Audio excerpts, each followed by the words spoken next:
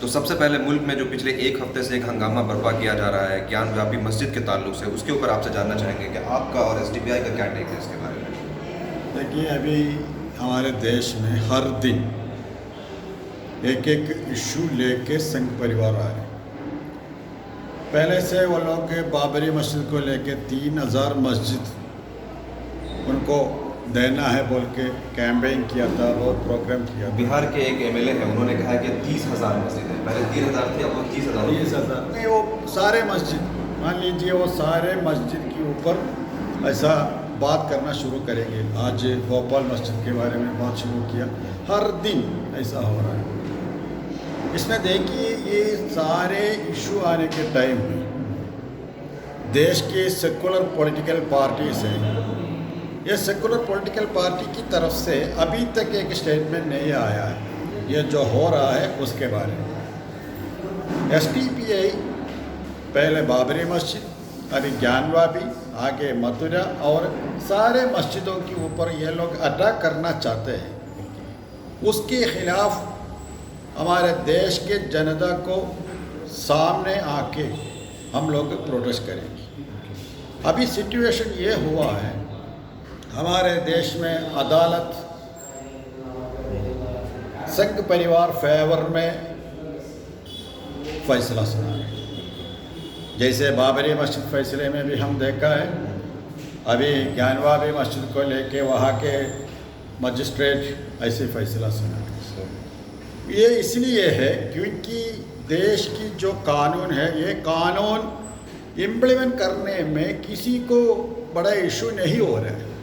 इसलिए social democratic party of India कानूनी तौर पर ये सारे मस्जिद को लेके हम लोग काम करेंगे। उसके लिए सबसे पहले सबके सामने फाइट करेंगे। अच्छा, आपने सेकुलर पार्टी का नाम लिया, जैसा कि मैंने पढ़ा है कि बाबरी मस्जिद का ताला जो है हिंदुस्तान की जो सबसे बड़ी सेकुलर जमात है कांग्रेस, उसने खुलवाया था और वो तकरीबन काफ़ी वक्त तक जो है हुकूमत में थे। उसके बाद तमाम ये मामला हुए, 1991 में ही ज्ञानवापी पे एक पिटीशन दायर किया गया था। तो आपको नहीं लगता कि कहीं ये सारा इशू उन्हीं का दिया हुआ? उन्हीं का दिया बोल के नहीं है, लेकिन सभी लोग ख़ास तौर पर कांग्रेस संघ परिवार के लिए मदद किया है। ज़मीन फर्टाइल किया है, फर्टाइल किया है। अभी जो भी इशू है देश में, जैसे अभी ज्ञानवापी को लेके औरंगज़ेब के खिलाफ बहुत चर्चा चल रहा है। औरंगज़ेब के बारे में वो एक एंटी हिंदू बोल के बीजेपी पीरियड में नहीं, कांग्रेस पीरियड में भी हमारे स्कूल के अंदर सिलेबस में हुआ था। उसका मतलब पहले ही से संघ परिवार कांग्रेस की मदद से, जनता सोशलिस्ट मूवमेंट की मदद से यहाँ पे नफरत पैदा किया है। उसका फ़ायदा डायरेक्ट वो लोग आके अभी उठा रहे हैं। जैसा आपने औरंगज़ेब रहमतुल्लाह अलैह के बारे में बात की, तो मैं जब देखता हूँ तो बहुत सारे हिंदू जो हिस्टोरियंस हैं उन्होंने उनको काफ़ी काम किया है और उन्होंने साबित किया है कि उन्होंने मंदिरों को तहफ़्फ़ुज़ दिया और उनको जो है बाकायदा से फंड रेज दिया था। कर्नाटक के ताल्लुक से यहाँ पर टीपू सुल्तान रहमतुल्लाह अलैह के बारे में बहुत ज़्यादा कंट्रोवर्सी क्रिएट की जा रही है, इसके बारे में आपका क्या ख्याल है? देखिए, टीपू सुल्तान, औरंगज़ेब, ये सभी लोग एंटी हिंदू नहीं हैं। उनके एडमिनिस्ट्रेशन में सबसे बड़े बड़े पोस्ट में हिंदू लोग थे, जनरल में हिंदू लोग थे। वो ये लोग सबको इंसाफ देने के लिए कोशिश किया, सिर्फ गलत यही है। जैसे दलित और दूसरी कम्युनिटी को इंसाफ देने के लिए औरंगज़ेब ने काम किया है, टीपू सुल्तान ने काम किया है। इसमें अपर कास्ट लोग बहुत नाराज़ हैं। वो लोग एक स्टोरी बनाया, ये हिंदुओं की खिलाफ है। अभी क्या है, दलित लोग भी थोड़ा कंफ्यूज है, ये हिंदू मतलब हमारे खिलाफ है बोल के। असल में उन लोगों के लिए ये लोग काम किया है, औरंगज़ेब और टीपू सुल्तान, वो लोग काम किया है। ये डाइवर्ट करके ऐसा हो रहा है। असल में ये हिंदुओं की खिलाफ नहीं था और बल्कि हिंदुओं को बहुत सपोर्ट किया, मंदिरों को बहुत ज़मीन दिया, मंदिरों को बहुत हेल्प किया, एडमिनिस्ट्रेशन और आर्मी में बड़े बड़े पोस्ट भी दिया है। ओके, तो जैसा आपने बताया कि जो है टीपू सुल्तान रहमतुल्लाह अलैह की एक सबसे बड़ी गलती ये थी कि उन्होंने दलित और जो छोटे तबके के जो हिंदू थे उनको बहुत ज़्यादा तहफ़्फ़ुज़ दिया, उनको बहुत ज़्यादा राइट्स दिए, इस वजह से अपर कास्ट हिंदू को प्रॉब्लम होती है। इसी के ताल्लुक से जैसा कि हम देखते हैं हमारे डेस्क पे ऐसी बहुत सारी न्यूज़ आती है कर्नाटक के ताल्लुक से ख़ास तौर से, जहाँ दलितों पे बहुत ज़्यादा जुल्म होता है। तो आप कर्नाटक में जो दलित हैं उन पे जो जुल्म हो रहा है उसको किस तरह से देखते हैं? नहीं, मैं पहले बताया ना, गलत बोले तो हमारे लैंग्वेज में नहीं, ये अपर कास्ट लोगों की लैंग्वेज में वो गलत है, हमारे लैंग्वेज में वो सही है। टीपू सुल्तान ने जो किया है वो सही है। अभी देखिए देश के अंदर हर स्टेट में ये दलितों के ऊपर हमला हो रहा है, क्रिश्चियन के ऊपर हमला हो रहा है, सिर्फ मुसलमान के ऊपर नहीं। ये सबको हिफाजत देना बहुत ज़रूरी है।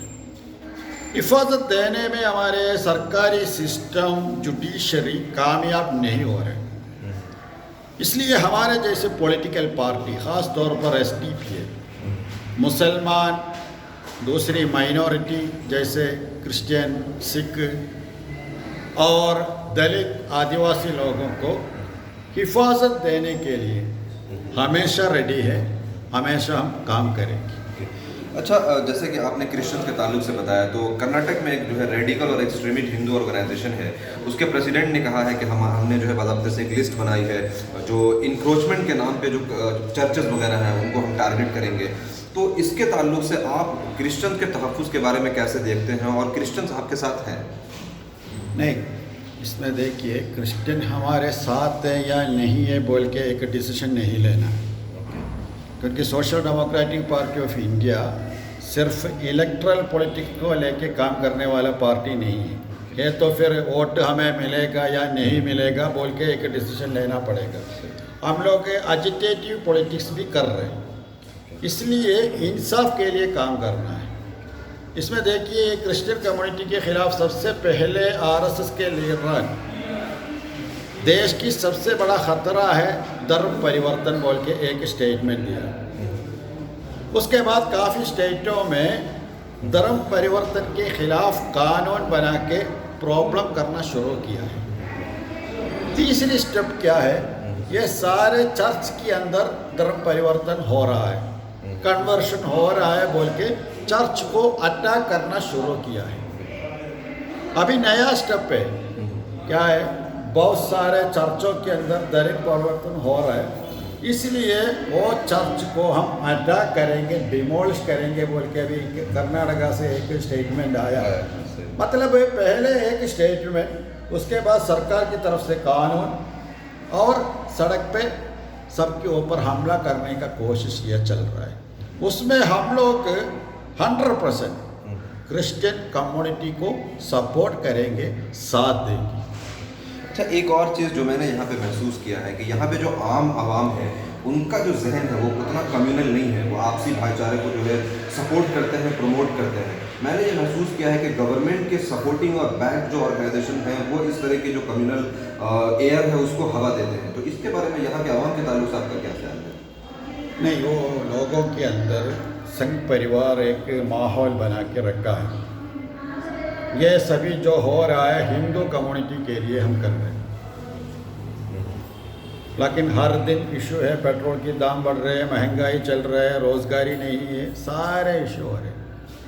ये सब छुपा के रखने के लिए ये लोग मुसलमान के ख़िलाफ़ नफ़रत फैला रहे हैं। यूपी इलेक्शन में आप देखा, कुछ लोग ओपनली ये कह रहे हैं हम मुसलमान के साथ नाराज़ हैं, इसलिए बीजेपी को वोट दे रहे हैं।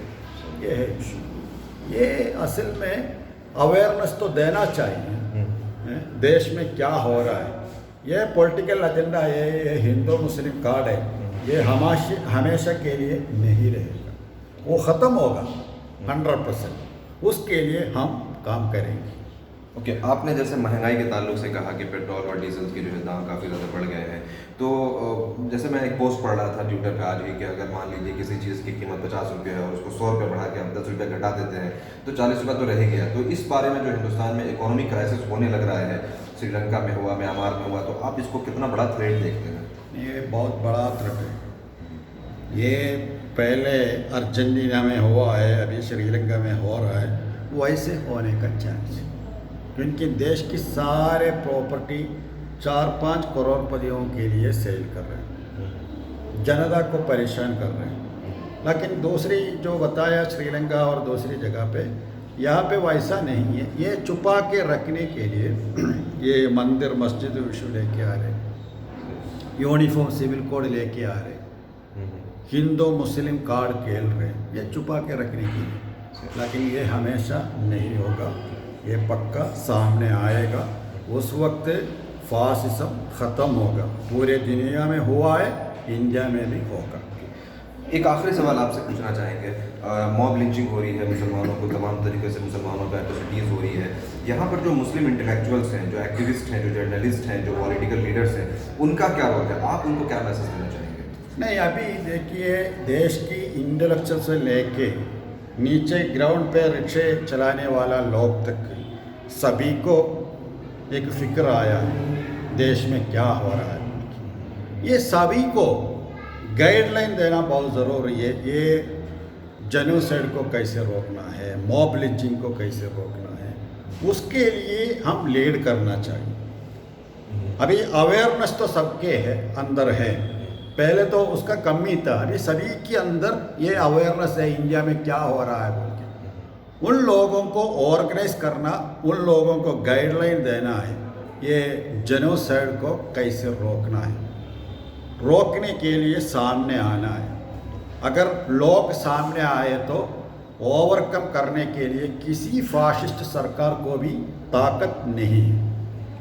वो हमारा मैसेज है। बहुत शुक्रिया आपका। ये हमारे साथ SDPI के नेशनल प्रेसिडेंट AM फैज़ी साहब थे, जो मुल्क के जो तमाम हालात हो रहे हैं, जो बहुत तेज़ी से तब्दीलियाँ आ रही हैं, उसके ऊपर गुफ्तगू करके ये बता रहे थे कि हमारी जो इंटेलेक्चुअल तबका है, जो जर्नलिस्ट और एक्टिविस्ट वगैरह है, उनकी ज़िम्मेदारी ये है कि अब चूँकि आवाम अवेयर हो चुकी है, बस उन्हें एक लाहे अमल तैयार करके उनको क़यादत करना है और लीड करना है, ताकि मुल्क के हालात अच्छे हो सकें।